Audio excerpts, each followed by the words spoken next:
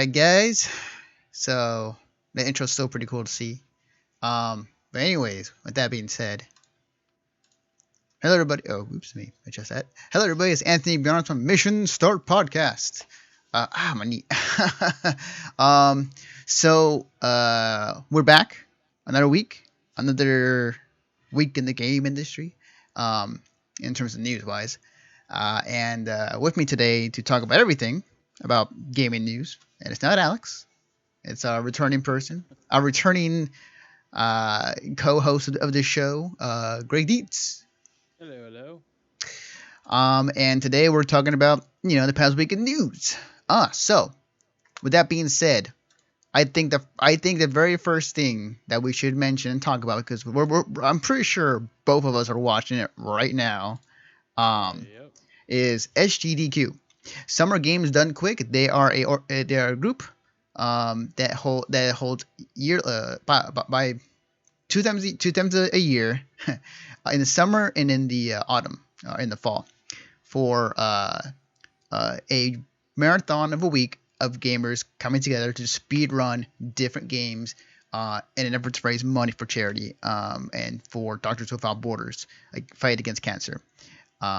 And it's something that I always look forward to every year. And it's always fun to see which games in particular I'm more interested in checking out and what they plan to break and, speed run through. It's happening. Definitely check it out, guys. It's on twitch.tv/summer done. That was twitch.tv. Games Done Quick. Game done quick. So definitely. Go ahead. I was just gonna say that's their Twitter handle. Yep. Games Done Quick. Definitely check it out, guys.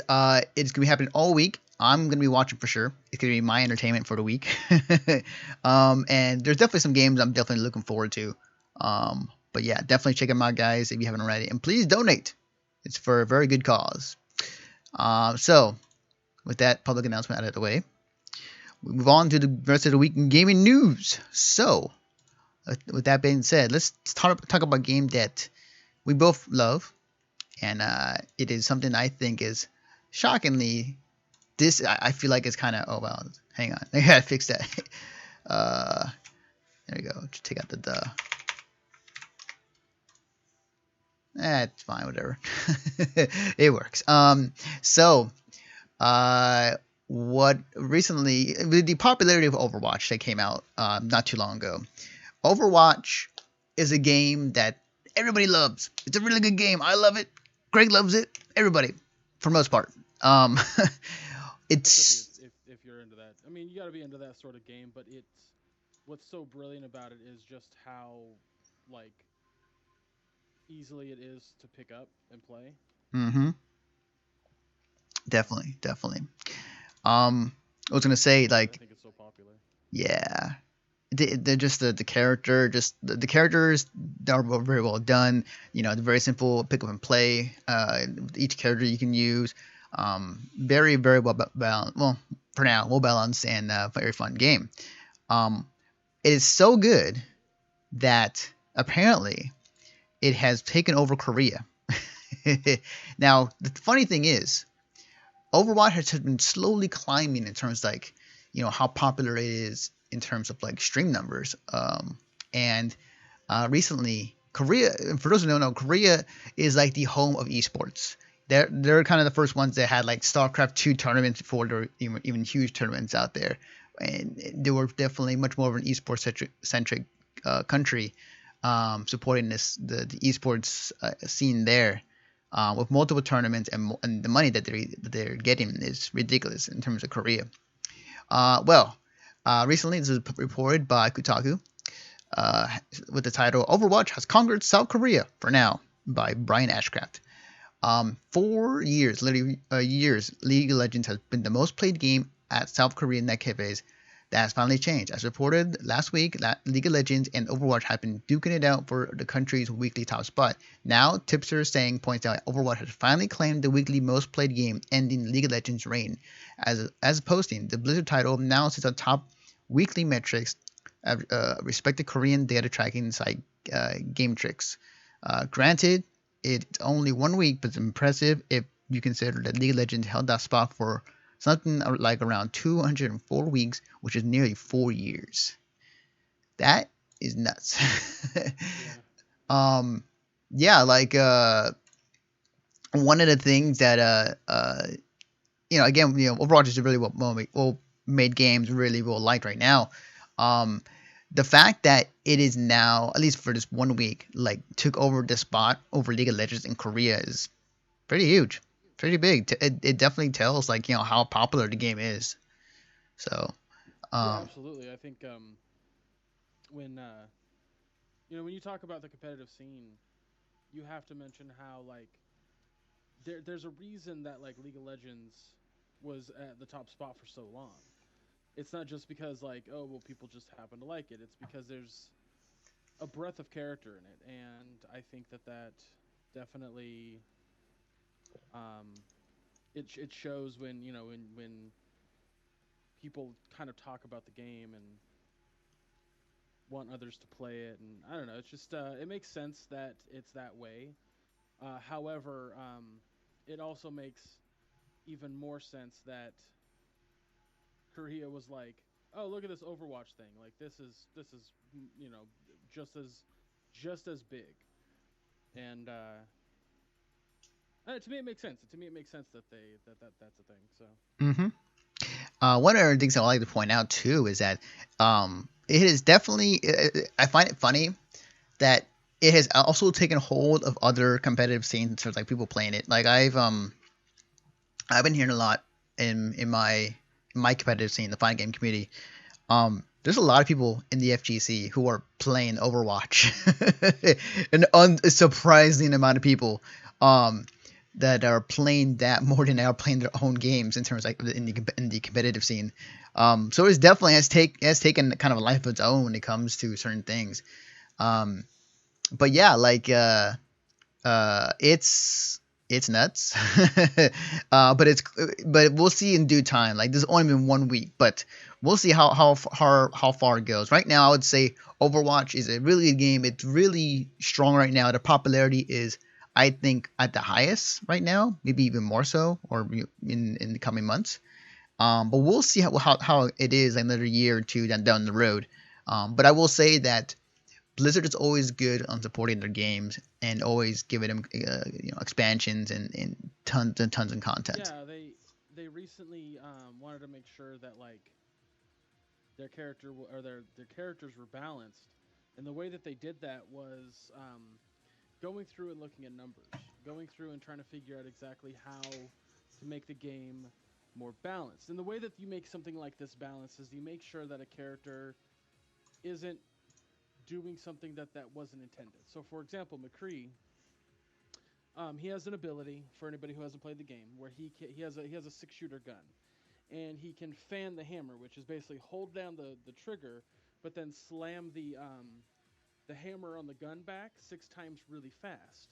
This is an old school like old west shooter trick where you fire as fast as you can into a bullseye and see how many times you can hit it, and or like how accurate you are with fanning the hammer. Well, McCree, what he does is he throws a pocket of sand which stuns the player for like I think a full second, and then if you fan the hammer right after that, you can kill them. Now this is designed for the speedy characters like Lucio and Tracer and um, what's another speedy character? Probably Reaper. It's a good counter to Reaper That's true. Yeah. because it stops him from ghosting out. Mm-hmm. But the idea is to stop the fast characters, get rid of them real quick for 6 seconds, so that way other players can you can kind of push the payload, stuff like that. It's a strategy. The problem with Fan the Hammer though is it was outputting too much damage.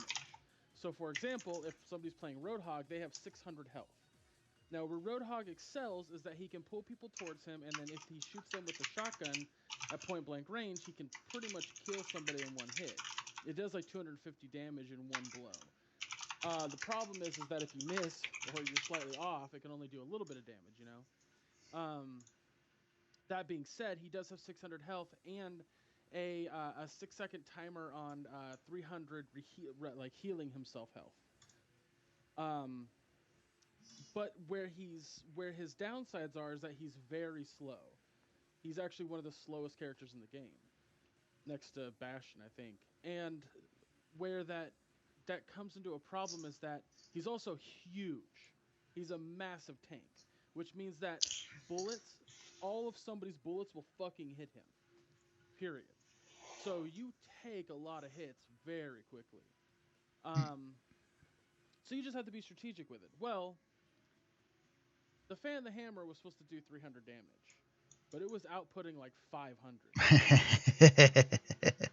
So a decent McCree could come up to a Roadhog, stun him, fan the hammer, take him down to like 405 or take away 400 500 health, roll out of the way, which auto reloads the fan the hammer, and do it again and instantly kill a Roadhog or any other tank for that matter. That's not the intention of his abilities. His fan the hammer should only output 250 to 300 damage. Because the idea is that it's supposed to kill the quick, squishy characters, not the big, tanky characters.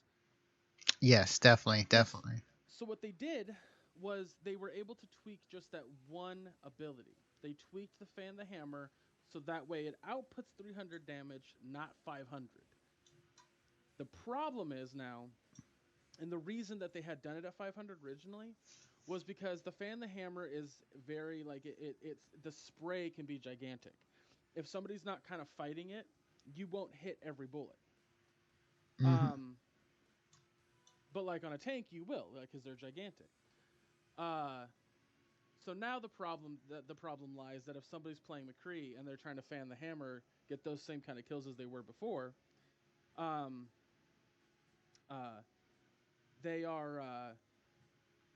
they're coming across the problem of hitting. Like, let's say a character's playing Tracer. Tracer's a very thin, small character, right? They stun her. They do fan the hammer, which outputs now 300, but only like two of the 5 bullets hit. Now she's only down at 150. It didn't actually kill her. Whereas previously, 2 bullets would have taken care of her. Right, definitely. So it's this give and take situation, and they're definitely trying to figure it out with McCree. I mean, McCree is still a formidable character to fight against because if he does do it right, he can still take out a tank. If he stuns, fans the hammer, rolls, fans the hammer, he can still take me out. If he's close enough and does it correctly, I can still die from his fan the hammer. But that's what I'm talking about with like with balancing. They also did a thing for console players where they found out, and it's pretty fucking obvious if you've played both. Console players don't have the accuracy that PC players do. I mean, obviously, a mouse is going to be a lot more precise than joysticks. Yeah, definitely. I think that it's a little too nerfed. I feel like 20% would have been sufficient, but they're taking Torbjorn's turret down to 30% damage on console because they realize that console players are having a really hard time at destroying the turret. Now, what I would have liked to see them do instead of taking the damage down is changed made its radius smaller. Like kept the damage the way that it is, kept the range or kept the 360 immediate lock onto somebody sort of thing. I would love to see them keep that, but shorten the range. Because like take a map like Hanamura for example, I can put it on the back of the area that A is on when you the first capture zone, and if people are coming in through the other side of the map, it can get them. To me, that's really far away, and that shouldn't be the case. It should not be that accurate, or not that accurate, but that much of a distance. It's almost as if the turret became a sniper. It's still going to be a sniper, but it's going to do less damage. We'll see how well that balances. I think they're going to test it out right now and see how well it works. But the point I'm getting at with these nerfs is that the guys who are making the game through Blizzard are very adamant about making sure that the game works and plays very well to everybody. They're making sure that the balances make sense They're making sure that everyone is happy with how to play the game. And something that I think a lot of people playing the game don't quite understand is that characters are supposed to counter other characters. For Yeah. example, uh, and this is, I get another reason, this I'm telling this story because I feel that this is another reason why the competitive scene is going to love this game. Why Korea is so in love with fucking Overwatch. During the Funhouse podcast, Adam Kovic was talking about while they were playing the other night, or they were playing one night or whatever. They were on Hollywood, and this kid kept spamming on the side because they were on PC. Kept spamming on the side like, "We need a healer. Somebody needs to be a healer. Somebody go pick a healer." So Adam got sick of it, and he was like, "Dude, if you feel like we need a healer, then go fucking play a healer." And he's like, "Nah, bro, I main Reaper. I get plays with Reaper." So Adam types into the thing, "Here's what's gonna happen. We're gonna lose, and you're gonna blame it on us." Sure enough, that's exactly what happened. So Adam was furious, and then when the next match started, it he noticed that that kid was on the other team. So what does he do? He picks Mei, who is a great counter to Reaper. And every fucking time the kid came up, he got frozen or got a wall in front of him. There was a moment where he had his ult. He launches it, the die, and the second he launches it, Adam puts a wall in front of him, making him waste his ult and kills nobody. The second the wall came down, he froze him and killed him. And the kid was furious, just like typing in the chat, just negative shit, and Adam was just sitting back, just like, "Yes, let the hate flow through you." And I think that's exactly why, like, that reasoning right there of, like, if you're playing the game and you understand what you're doing, you should understand that the game isn't designed for one character to overpower all the others. It's not designed like a Call of Duty where, hey, if you play it long enough, you can get this gun, and this gun is really, really good. It's quite literally, hey, there are like 3 to 4 characters per character that can counter them. If you're having problem with a Bastion, stop playing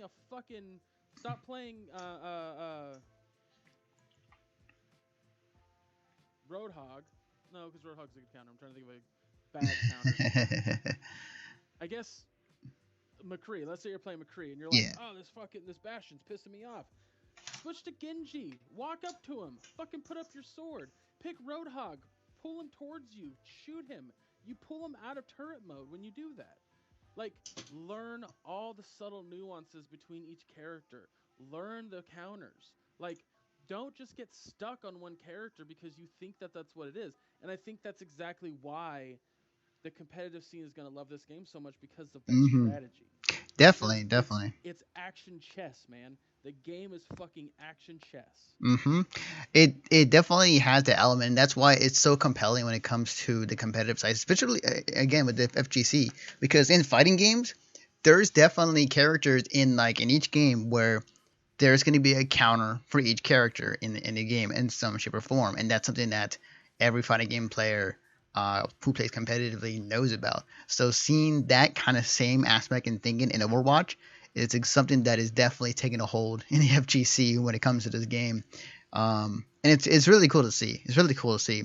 So it's not surprising that the fact that it's take over the top spot in Korea in terms of most played game outside of League of Legends for the week, but it also speaks to how Blizzard definitely is approaching their competitive scene and how they're planning to support it over the years, and they've done pretty damn good job with their games. In any Blizzard game that is multiplayer centric, include StarCraft, Hearthstone, like they know their shit. So good on them. But yeah, it's a popular game, no doubt about it.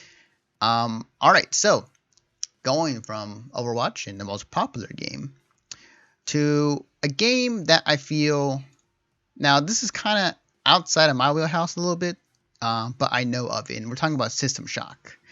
Recently, the guys who are going to make a new System Shock, or it's not new per se, but it's like a remake of the original, put out the Kickstarter. It is now live. You guys can check it out. It also, they put out a alpha demo of System Shock for people who can download and play right now. I watched the demo, and holy crap, that game looks so good. Oh my god! And the one thing that would take out is the fact that um, this game, for those who don't know, System Shock was like one of the pioneers of like the kind of scary first person shooter games way back in the day. It kind of like, it definitely, there's some elements that you can definitely see in the BioShock franchise. Well, partly because the shock is kind of in the name, so kind of little hint there.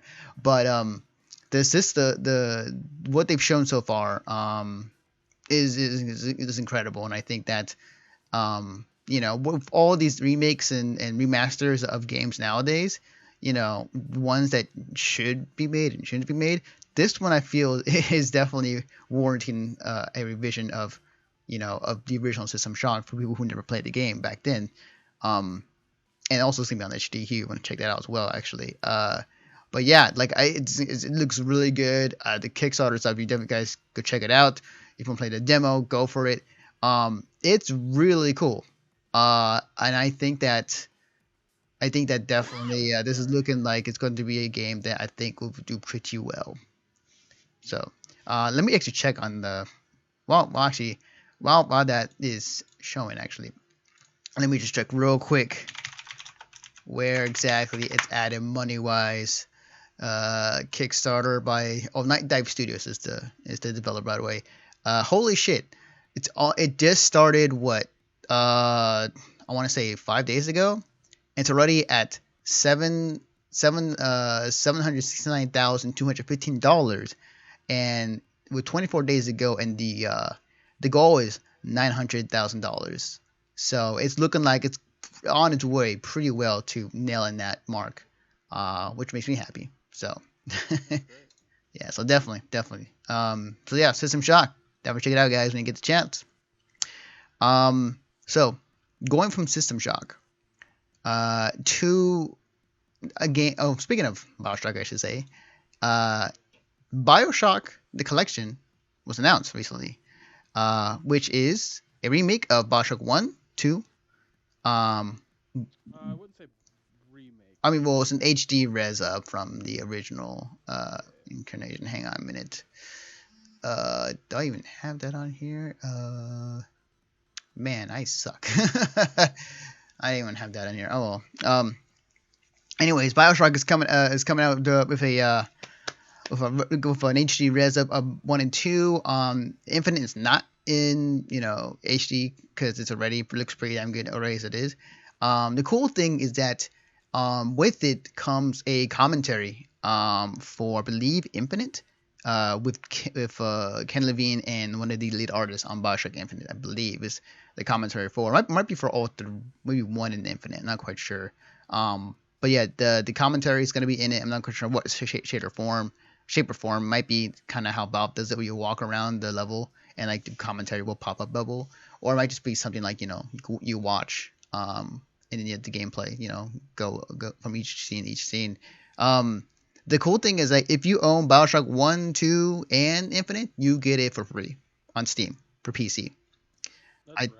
I think Didn't know that. yeah, I think it's also for console as well. If I'm not mistaken. So I have to go back and check on that, but it's really cool. For those of you who haven't checked out, definitely check it out. BioShock, the whole BioShock series is really good. I love it. Greg loves it. I love 1 and Infinite. Yeah. Yeah. 2 is a game that exists. Yeah, two is a game where it exists and it has some interesting ideas, but like it wasn't as good as one, or how Infinite is right now. The problem is it totally negates like shit that we had already known.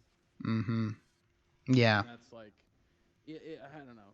It kind of, I can go into it, but it's just a whole thing, and they're good games. Don't take what I'm saying like, oh, don't play them. They're great games and you should definitely play them. And BioShock 2 is still better than other games. Mm-hmm. But it's kind of like, imagine if you will, and this is just how I feel. You know,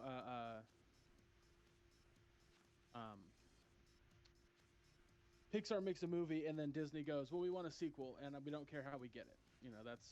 That's what Bioshock 2 feels like. It Mm. totally takes place in the past. It tries to like, here's the fall of Rapture, but it totally like adds new things. It's kind of like Halo Reach. Halo Reach is a fun game, but there's stuff in Halo Reach you're kind of like, why wasn't this in the other Halos? Like, why can't Master Chief use these things in like Halo 1, 2, and 3? And they try to like explain it away with like, oh well, because they weren't Spartan 2s like he is. But in Bioshock 2, big sisters, and they're gone. Well, did he destroy them all? We don't know. Blah, blah, blah, blah, blah, blah. Yeah. I think a better like, hey, this is what Rapture looked like before the fall, is the DLC which is coming with this to Bioshock Infinite. Mm-hmm. Definitely. Definitely. Um, one was it? There was someone I was gonna say to you about this. Oh man, I totally lost the train of thought. Otherwise, oh yeah, the price. So all this stuff is for $60, which is good. Really, really good deal actually. Um, Yeah. or you could, if you want to do a life hack, you can buy the games right now that are on Steam sale, and then get it for free for a much cheaper price. So you can do that as well. But yeah, definitely check it out, guys. Bioshock series is, in my opinion, one of my favorite series, with the exception of two. But one in Infinite was really really good. My opinion on the franchise is that one is easily the best game in the franchise. Uh, Mm-hmm. it sets this really nice tone for this place that you've never been. It sets a really nice tone for how the game needs to play out. And then when you get towards the end, you're like, oh my god, this is fucking amazing. The final boss is cool, Yeah. but it kind Yeah. of it's kind of like the Joker injecting himself with toxin. You're like, that's weird. Um, and then, but it's fine. The game is great. There's a reason that there's a meme that's based off of one quote in the game. Two is forgettable for the most part. It's fun. Don't get Mm-hmm. me wrong. Two does something that one had this very specific type of gameplay where you couldn't use powers and a gun at the same time, but two rectified that, was like you can use a gun or a melee weapon and powers at the exact same time. It's really cool, and that was a lot of fun. The issue at hand is that a lot of the game became like arena shooters. Like you get to an area and you're supposed to protect for like a hot minute, and so that's fine and all. And then the ending, actually, there's like a part at the end of two that's really fucking cool. So like it's worth playing. But ultimately, it's the most of the game is like, all right. And then Infinite's gameplay is okay. Infinite's gameplay is okay at best. It's a shooter. It's a shooter at its heart. You get the powers occasionally. You go from point A to point B. You get to an area, you clear out the enemies, and you move on. Where Infinite fucking shines is the story. Mm-hmm. And Yes. all I can say is, if you've never played any of the Bioshock games, when you get to Infinite, pay very, very, very close attention to everything.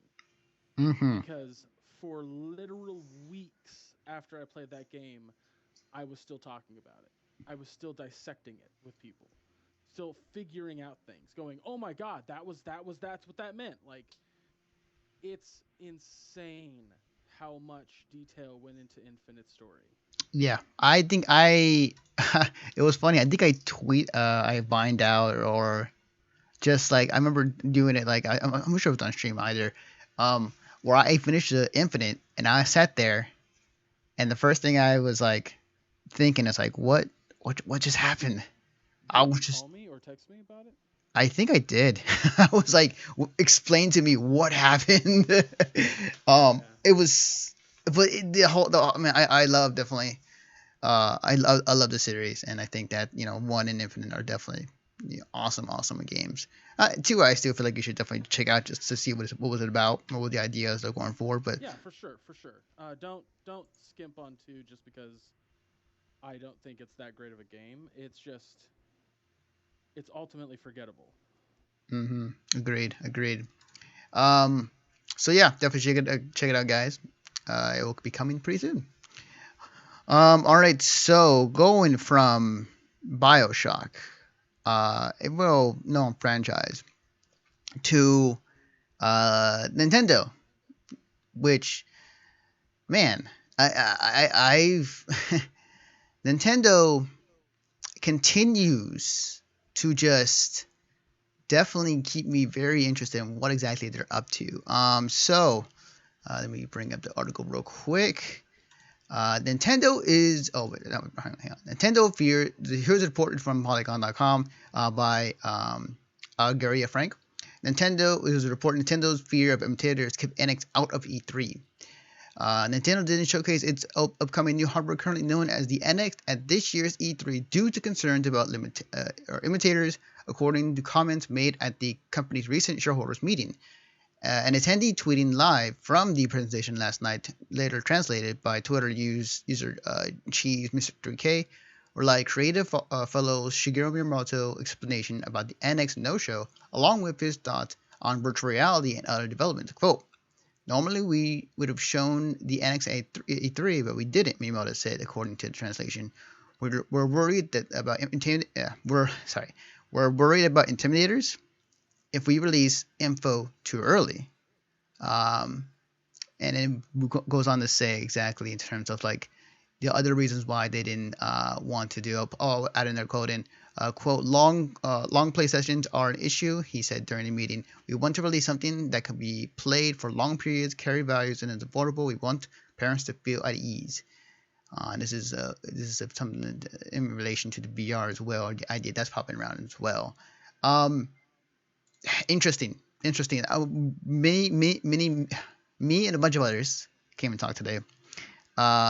Were curious as far as like why the NX was not shown at this year's E3. It would have been a perfect opportunity to showcase it, something to present, but they didn't show it and instead had a more of a live stream of Legend of Zelda and a few other games showcased on their stream channel. Um, and there was no press conference. There were a few things here and there they were showing off, but um, it's very interesting. It's very interesting that uh, to see that the NX kind of or Nintendo kind of like did not want to show it just because of Intimidators or certain other Um, factors into it. you know what's funny about that is I totally get where they're coming from in that regard because when they put out the Wii U, the Wii, I'm sorry, not the Wii U, the Wii, they had a concern with people taking the idea for the touchpad. Now, one could argue that that's not going to happen because the other companies saw the tragedy, if you will, of like copying them with the motion controls, if you will. Um, but for a whole console, that's so weird to me that they're worried about intimidators. I mean, because their main competition is Microsoft and Sony. If we're gonna, boil that down, their main competitors are them. Mm-hmm. And to a certain extent, I feel that Nintendo doesn't have any direct real competition. And the reason I say that is because Sony and Microsoft are very like specific type of gamer. I feel like I'm away from my camera now, just talking to air. Um, when it comes down to pardon me, oh, when it comes down to hardware concerns, I don't think that they would have to worry. But I get where their concern comes from. Like I get why you're saying it is weird. It is bizarre that they would care this much about people stealing their ideas or their stuff. But one could argue that why do you care so much? Why does it matter to you that somebody else would steal your stuff?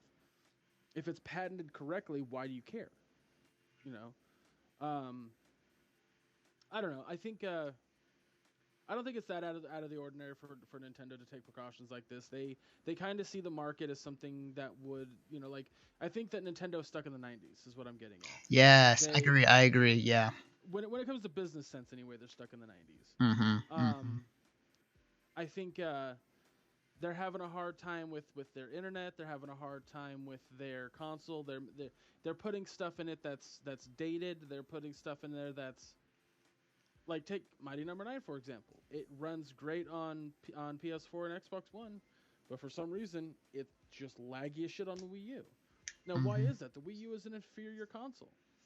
Is it because Mighty Number 9 just runs at a higher rate, which is kind of weird considering it's not the highest tech game ever? Um, is it because their hardware is so different from the other consoles that the developers had a hard time getting it to run on the Wii U?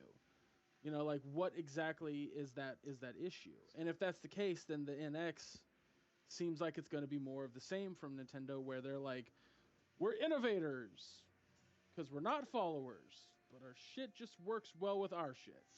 Yeah. All right, guys. Um, I don't know. So we'll see. We'll see what exactly they're referring to.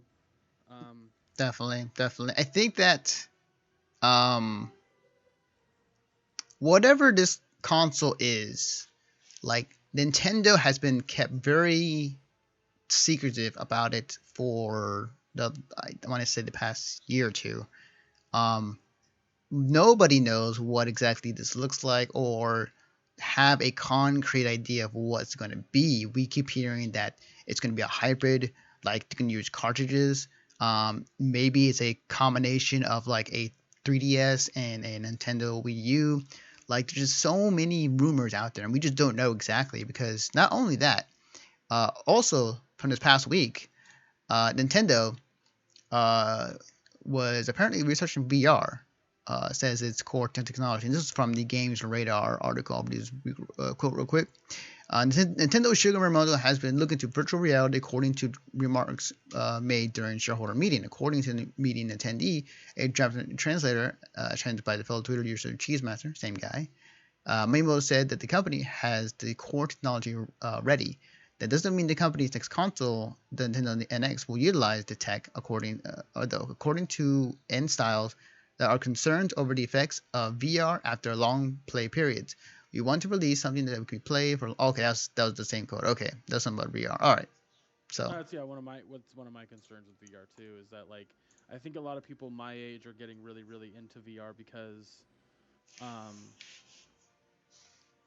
uh it's get in get out kind of tech. It's That's kind of what I was trying to refer to or like talk about in past podcasts is that VR.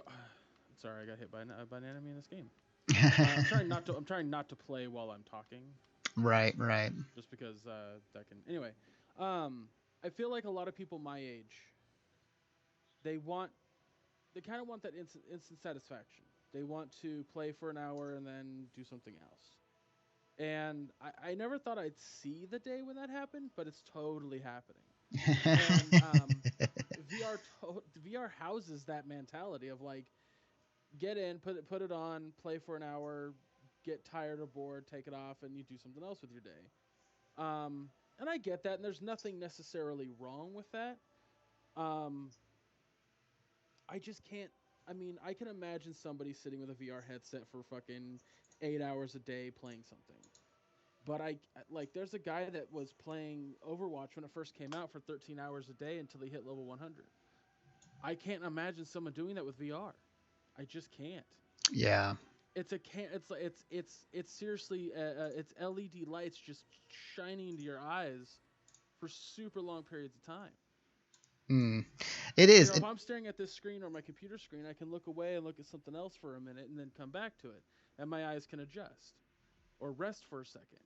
Like, with VR, do you just kind of put it on your forehead and then kind of rub your eyes and be like, "Oh man, that's rough," and then put it back on? Like, it's.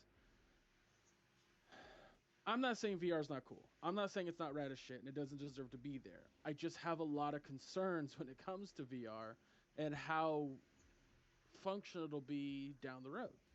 Mm-hmm. Agreed. Agreed. And so I think Nintendo has those concerns as well. They don't want to have another Wii situation where their Wii sells hand over fucking fist consoles and stuff like that, and then immediately it just backfires on them. I Yeah. don't think they want that, so they're definitely trying to be as cautious as possible about it. Mm-hmm. And I think for a lot of people, like this is VR is still very new. Um, it more or less like it's just figuring out like what exactly what games can be made for it, like what exactly can we do with VR, and particularly in the game industry. Like I Well, said. right now, all I see is is like little fun games, like little mini games is all I'm seeing. Mm-hmm.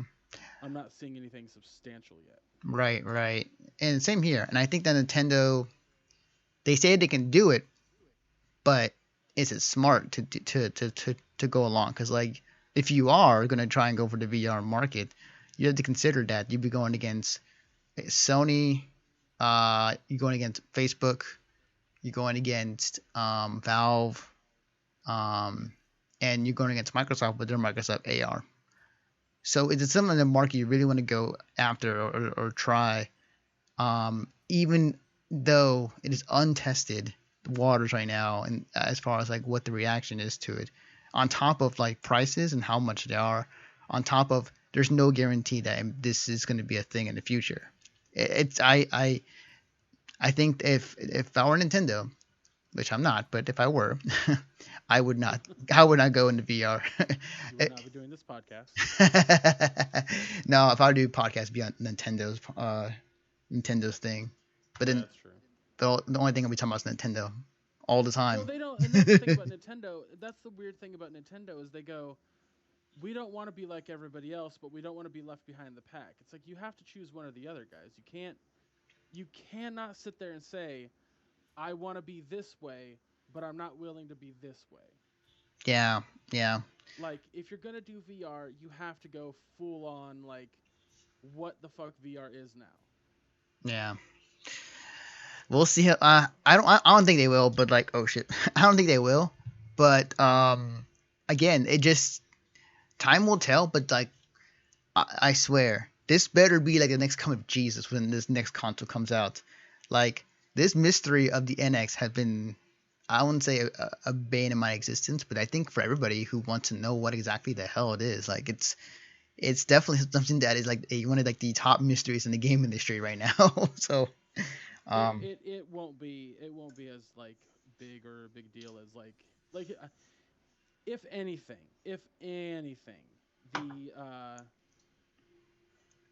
the NX will basically be.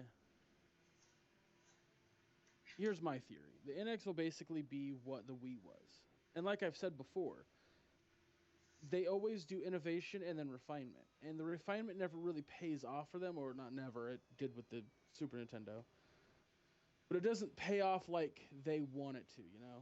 They want to have it be.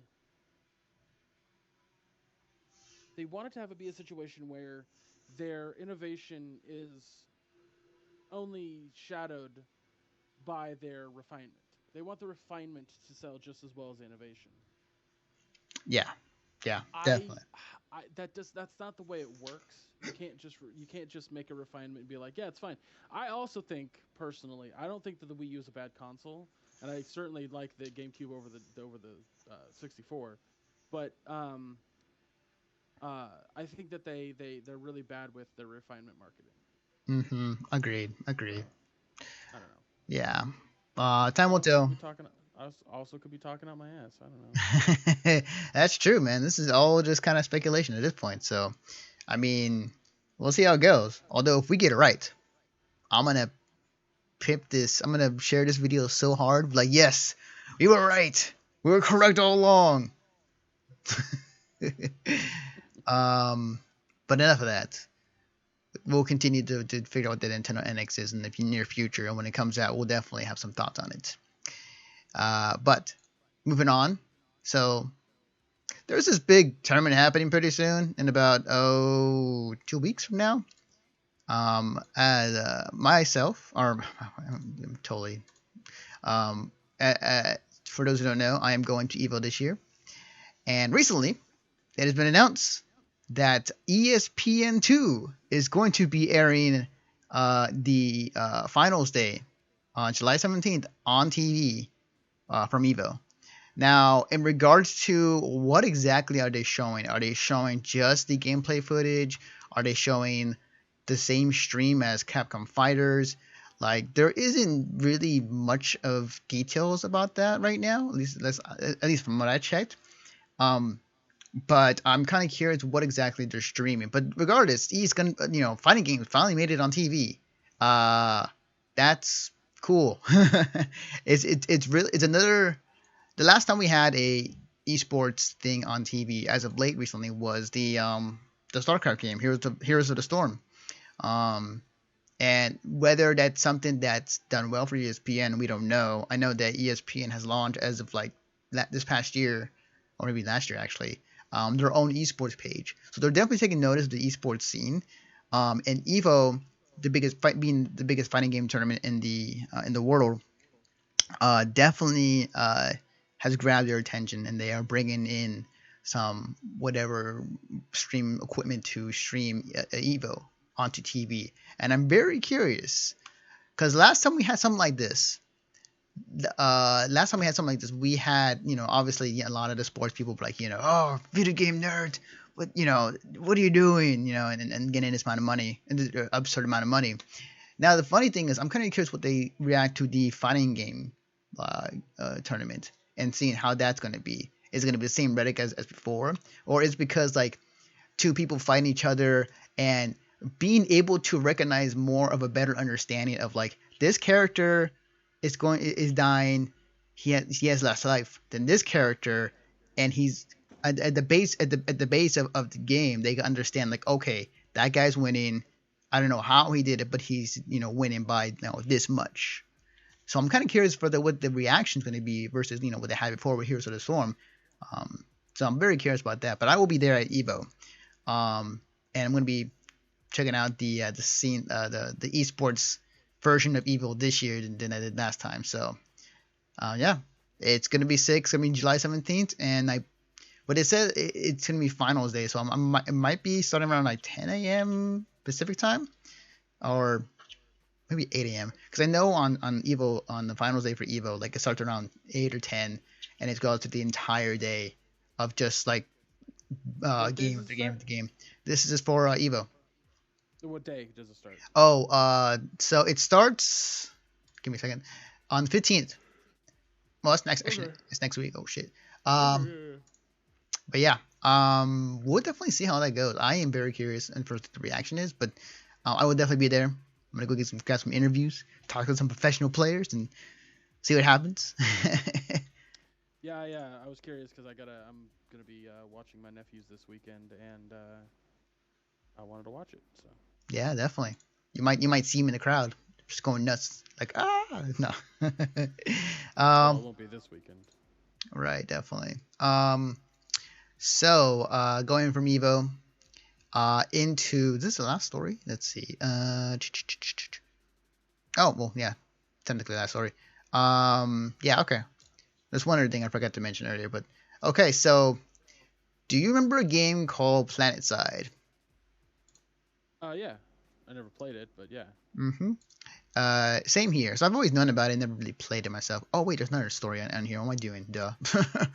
I forgot. So recently the server shut down for PlanetSide. They finally shut it down for so long. But the way they did it was just so sick. Like, I want to see every MMO or MMO-like game to end like this. So basically, I'll show on screen right now, the way they ended it, and this was captured by some people that were playing PlanetSide in the very final moments before they shut down the servers, is that while they're in the game, there was like an asteroid, like with asteroids are falling from the sky into the planet, and the guys are just like tripping out, like, what is going on? Like, they are like, it's like literally doomsday. Like, it is literally like the last day on Earth, and like you see this, and basically this like will destroy the servers and will destroy the Earth, but like we'll shut down the servers. But the way that they did it, that was some sick stuff. I was like, That's wow. actually really cool to give the people who are playing it still like something cool to remember the game by. Yeah. I want every MMO to end like this. This would be the best. That's really fucking cool. Yeah, that is great. That is awesome. So, it's really cool. I love the fact that they did that. And rest in peace. PlanetSide 1. I've always known about it. I've always wanted to play, but then I couldn't because it cost money. And money to play online, not money to get the game. And it was cool to see that it was around for a very long time before shut down the servers. So, props to them for sure. But yeah, we'll definitely see what happens next for PlanetSide. I know there's PlanetSide 2. Let's see how long that lasts for. But definitely really cool, really cool. But there's one other thing I forgot to mention, which I'll put in. So, I'm gonna spell that incorrectly. There we go. Boom. So there's one other story I forgot to mention, and it's really important because I love the game. I need to play more of it. We're talking about Splatoon. Recently, Splatoon has announced that they're having their final Splatfest. And for those who don't know, Splatfest are like these, they form teams, one team versus the other team, and it changes every so often. There's like cat versus dogs, science versus art, and you choose it.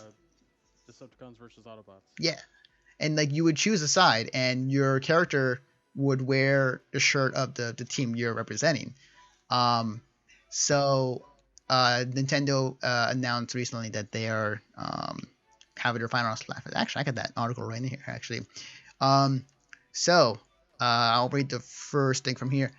We had 15 Inkable Splatfests so far. While the good times in Inkopolis will continue to roll on, this next Splatfest will be, drumroll please, the final Splatfest. Time and time again, we've heard your pledge of allegiance not only for your favorite team choice, but to your favorite Squid Sister. Now it's time to show your support in the Squid Sister Showdown. The theme is, are you Team Callie or Team Marie? The final showdown is going to be it's going to begin at 2 a.m. Pacific time on Friday, July 22nd, until 2 a.m. Pacific time on Sunday, July 4th. So it's going to be the entire weekend.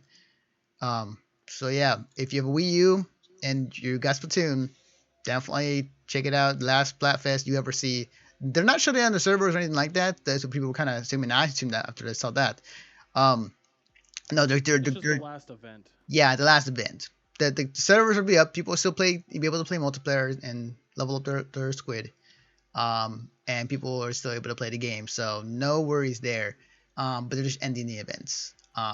Which is cool. I love the fact that Nintendo was definitely putting out like these events that people would come together and play, and like it's virtually the same game, but it was fun to do like have team art versus team science, team Autobots versus team Decepticons. It was a cool thing. So I kind of find it fitting that the last Splatfest is going to be basically the waifu wars, where it's Team Callie versus Team Marie. And yeah, for real. It's definitely going to be something I'm really looking forward to. I'll come back and I'll play for sure. And I'll definitely take some time to play some Splatoon. But it's cool. It was good. It was the good thing they did for Splatoon and for Nintendo. So yeah, for sure. Also for those who want to know, I am Team Callie. So yeah, fight me. There was one other thing I forgot to mention when we're talking about SGDQ. The Humble Bundle is doing a SGDQ sale. It is the Humble Summer Games Done Quick Bundle, which includes right now BBBBBB, Dust Force DX, Guacamole Gold Edition, Super Meat Boy, Escape Goat 2, Serious Sam Double D XXL, Serious Sam The Random Encounter, and Freedom Planet. And I believe, yep, they're adding more games to it. So definitely, guys, check it out, guys. If you are watching this right now, or if you're watching this on the YouTube, definitely check it out. Again, Summer Games Done Quick is going to be all this week, so definitely check that out as well. Yeah, so something to coincide with the charity. And I think that might be it. Let me check real quick. Yeah, that is the final story. So, we've reached the end. Hang on a minute. We reached the end of the show, guys. Thank you for stopping by. Thank you for checking out the YouTube channel as well as the podcast feeds. So before we go, Greg, where can they find you on the internet? You guys can find me on Facebook and Twitter at ChubRockGeek. You can follow me on Instagram and Snapchat at ChubRockSnap and ChubRockGeek, respectively. I stream every Sunday on my own Twitch channel, twitch.tv/ChubRockGeek. And every Saturday on twitch.tv/HalfEmptyEnergyTank. I write reviews and stuff like that for the site. I'm currently working on the Mighty Number 9 one, which should be interesting. Yeah, that's about it. Okay. You can follow the work me and Greg do on our website at missionstartpodcast.com. And give me a second here and we pop up the slide. If you enjoy this podcast, if you enjoy us talking about video game news, I'm talking about in terms of watching the stream, checking out the podcast, checking out the YouTube channel, we are definitely uploading all of our episodes on our website under the podcast section under Mission Start Podcast. If you enjoy convention talk, right now we have a couple people out in the field covering Anime Expo as we speak. We'll have video footage, we'll have podcasts, we'll have all that coming up pretty soon. But for your convention talk about Anime Expo, be sure to check out the Carnival, which is also on. Well, that was weird. My computer just did something weird a minute ago. You can check it out on iTunes and Stitcher, as well as on our website, as well as our YouTube channel as well, for the Carnover in the podcast section. And if you enjoy comic books, if you enjoy movies, entertainment, video games, anime, it's like a whole plate of just everything nerdy. Check out the Rolling 20s, hosted by Jeremy Wilson, on our website under the podcast section in missionstartpodcast.com, as well as iTunes and Stitcher, which they are going to probably do a recording of their own podcast of Anime Expo while they're there this weekend. So definitely we're going to have some Anime Expo footage coming pretty soon. And then after that, it's going to be some Evo coverage, which is going to be done by me. So I will be getting ready to go to Vegas and cover that. And yeah, have fun and all that good stuff. So anyways, with that being said, thank you guys. We will see you guys next time.